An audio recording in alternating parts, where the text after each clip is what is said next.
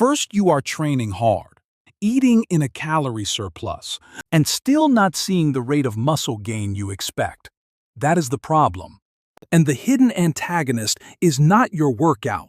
It is the quality of fat in your diet, specifically trans fat, which quietly disrupts the systems your progress depends on. The mechanism is not direct muscle inhibition. It is systemic interference. Trans fat raises low-density lipoprotein and lowers high-density lipoprotein, damages endothelial function, and reduces blood flow efficiency. So the nutrients you eat and the oxygen your muscles need do not reach tissue with the same effectiveness. Over time, this creates a subtle but persistent bottleneck in recovery and growth signaling. The consequence is that your sessions feel harder, pumps are weaker, soreness lasts longer, and progress looks inconsistent even when your plan is structured well. The most frustrating part is that effort stays high while return on effort drops, which leads many people to push harder instead of fixing the underlying issue. The data is not ambiguous. The World Health Organization states that industrial trans fat intake is linked to more than 278,000 deaths each year and recommends keeping intake below 1% of total energy. And as they put it, trans fat has no known health benefit. That statement matters for performance because systems that support survival also support adaptation. The solution is precise, not extreme. Remove industrial trans fat sources from your daily intake and prioritize fats that support vascular health and metabolic control, such as monounsaturated and omega-3 rich foods. This is not about eating less fat. It is about removing a specific type that degrades the environment your muscles rely on. If your goal is measurable progress, you need clean inputs that allow your training signal to translate into actual tissue change. Second, you may think a calorie surplus guarantees growth, but the problem is that not all calories create the same anabolic environment, and trans fat specifically interferes with how your body handles nutrients. The mechanism centers on insulin sensitivity. Skeletal muscle depends on insulin to drive glucose and amino acids into the cell after training. And trans fat alters cell membrane structure, making receptors less responsive to insulin signals. When that signal weakens, nutrient partitioning shifts. More energy is diverted towards storage in adipose tissue rather than muscle repair. Over time, this reduces glycogen replenishment, blunts protein synthesis efficiency, and increases metabolic stress after each session. The consequence is subtle but measurable. Your muscles refill slower, performance plateaus earlier in the week, and fat gain accelerates relative to lean mass gain even if total calories remain controlled. Research consistently shows that diets high in trans fatty acids are associated with reduced insulin sensitivity and increased systemic inflammation, both of which directly impair muscle adaptation. As one review noted, altered fatty acid composition in membranes can reduce insulin receptor function and downstream signaling. That is the bottleneck most people never see. The solution is not simply lowering calories. It is restoring signaling quality.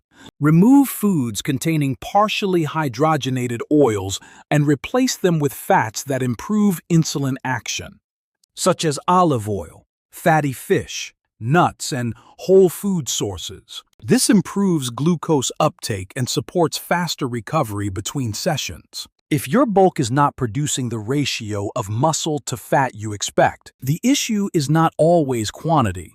It is signaling efficiency at the cellular level. Even if your calories and protein are correct, the problem can shift deeper into the muscle environment itself, where trans fat alters the conditions required for adaptation. The mechanism is structural and biochemical.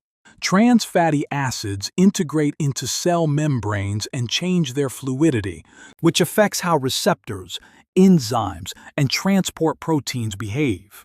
At the same time, trans fat intake is associated with higher levels of inflammatory markers and impaired mitochondrial function. Muscle cells rely on efficient mitochondria to generate energy during training and to support recovery processes afterward. When mitochondrial efficiency drops and inflammation rises, the internal environment becomes less responsive to the training stimulus. This is not a visible failure. It is a reduced sensitivity to the very signal you are trying to create in the gym. The consequence is that workouts produce less adaptation per session.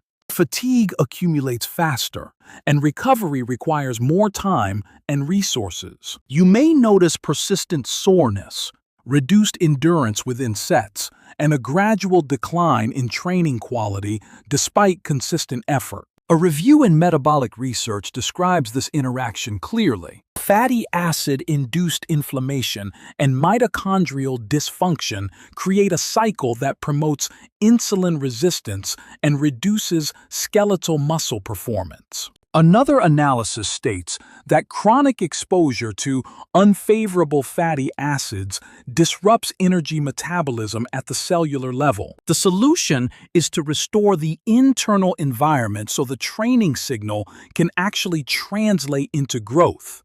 Remove trans fat sources and shift toward fats that support membrane integrity and mitochondrial function. Especially omega-3 fatty acids from fish and monounsaturated fats from minimally processed foods.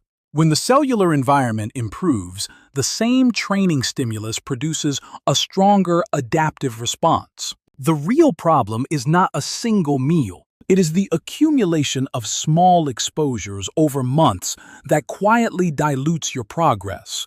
And most people never connect their slow results to these repeated inputs.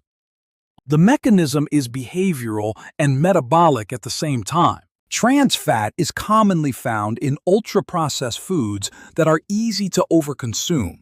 And these foods often combine refined carbohydrates with low-quality fats, which amplifies post-meal inflammation and disrupts appetite regulation. This combination increases total energy intake while reducing nutrient density. So even in a planned bulk, you drift toward higher fat gain and lower quality recovery. At the same time, repeated exposure to trans fat keeps inflammatory signaling elevated, which interferes with muscle repair and increases baseline fatigue. Over weeks, this becomes a chronic state where your body is constantly managing low-grade stress instead of allocating resources efficiently toward growth. The consequence is a slow divergence between effort and outcome.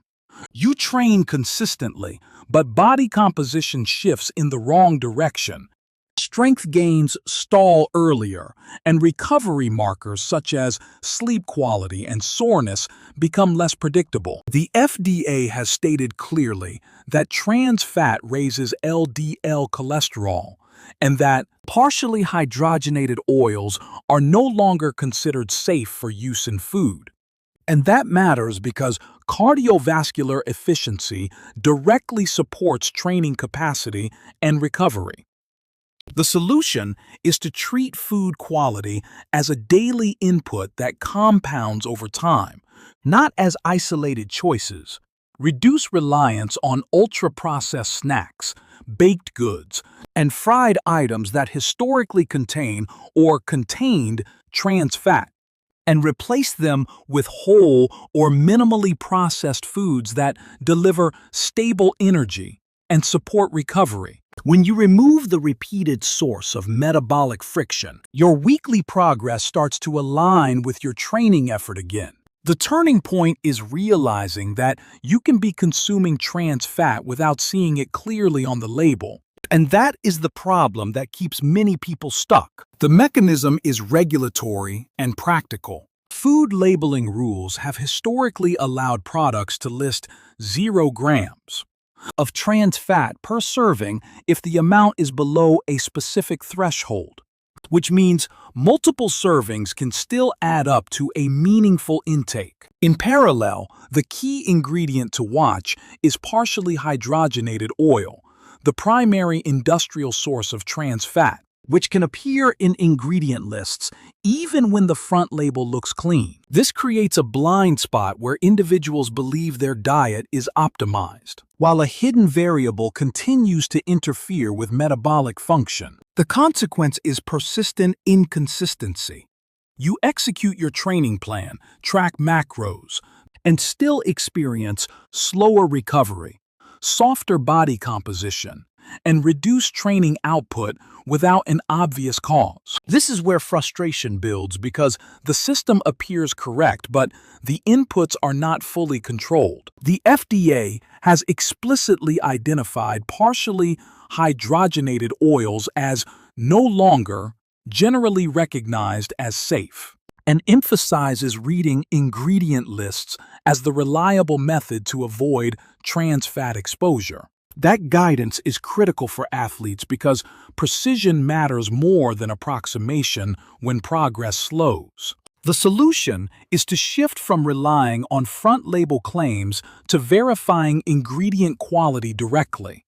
Scan for partially hydrogenated oils in spreads, baked goods, creamers, frostings, and fried products, and treat any appearance as a removal signal. Replace those items with whole food alternatives or products that use stable, non-hydrogenated fats. This is the moment where awareness converts into control, and once the hidden variable is removed, your nutrition plan becomes truly aligned with your training goal. Once you remove the hidden interference, the problem becomes execution consistency.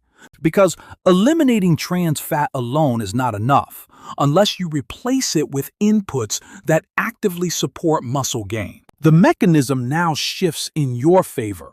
When you use predominantly unsaturated fats and whole food sources, cell membranes maintain proper fluidity.